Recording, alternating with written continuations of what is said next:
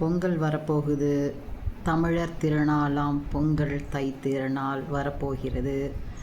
இதில் நாங்கள் தஞ்சாவூரா, எங்களை சுற்றி உள்ள கிராமங்கள் தான் நிறைய இருக்குது. அப்படியே இந்த டைம்லலாம் அப்படியே அவுட்டில் போனோன்னா அப்படி வயல்வெளிகள் எதுவும் பார்க்க அப்படி இருக்கும். புது நெல்லை அறுத்து பொங்கல் வைப்பாங்க. இது பாரம்பரியமாக செய்துட்ருக்கிறது. இது வெளியில் இருக்கிறவங்களும் இதை ஃபாலோ பண்ணுறாங்க. இதில் மிக சூப்பரான ஒரு விஷயம் ஒன்று இருக்குது. என்னென்னா, இந்த பொங்கல் சீர்வரிசை கொடுக்குறதுன்னு நம்ம கூட பிறந்தவங்களுக்கு கொடுப்பாங்க. ஆண்கள் கூட பிறந்த சகோதரிகளுக்கு போய் கொடுத்துட்டு வருவாங்க.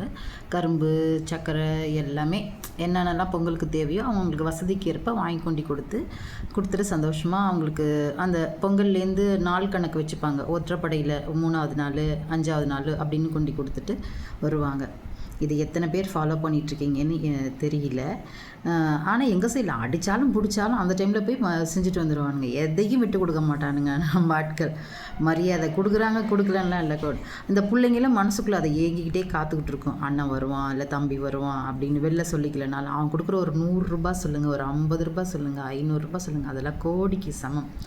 ஸோ அந்த பிள்ளைங்க அதை பார்த்துட்டே இருக்கும். எப்படியோ போய் கொடுத்துட்டு வந்துடுவானுங்க. அவன் வசதியாக இருக்கான், வசதியாக இல்லை. அவங்க வசதியாக இருந்தாலும் அந்த பிறந்த வீட்டிலேருந்து வர்ற அந்த காசோ அந்த பொருளோ அவங்களுக்கு அவ்வளோ பெரிய மதிப்பு மிக்கதாக இருக்கும். இப்போ நான் எல்லாருக்கிட்டையும் கேட்குறது ஒன்று என்னென்னா, நீங்கள் எந்த மதத்தை சேர்ந்தவங்களாக வேணால் இருங்க. நீங்கள் கிறிஸ்டினாக இருங்க, முஸ்லீமாக இருங்க, வேறு எதில் வேணாலும் இருங்க. உங்களில் அந்த பழக்கம் இருக்கான்னு தெரியல. ஆனால் நான் கேட்குறது, இந்த பொங்கல் திருநாளில் சின்னதாக ஸ்டார்ட் பண்ணி பாருங்களேன். ஒருவேளை ஃபாரினில் இருக்கிறவங்க கூட, நம்ம ஹிந்துவாக இருக்கிறவங்க கூட செய்ய முடியாமல் சூழ்நிலை கூட இருக்கலாம். ஒரு ஜிபே பண்ணுங்கள், ஒரு மணி ஆர்டர் அனுப்புங்க. ஏதோ ஒன்று அவங்களுக்கு ஒரு 100 ரூபா. கோச்சிக்கிட்டு சண்டை போட்டுட்டு இருந்தால் கூட பரவாயில்ல. நீங்கள் எந்த மதத்தை சேர்ந்தவங்களாக இருந்தாலும் நீங்கள் உங்கள் சகோதரிக்கு இந்த தை திருநாள் டைமில் ஏதாவது ஒன்று செய்யுங்க. உங்கள் மதத்தில் 1000 பழக்கம் இருக்கலாம். இருந்தாலும் நான் ரிக்வெஸ்ட்டாக கேட்குறேன், செய்யுங்க. ரொம்ப ரொம்ப ரொம்ப சந்தோஷப்படுவாங்க.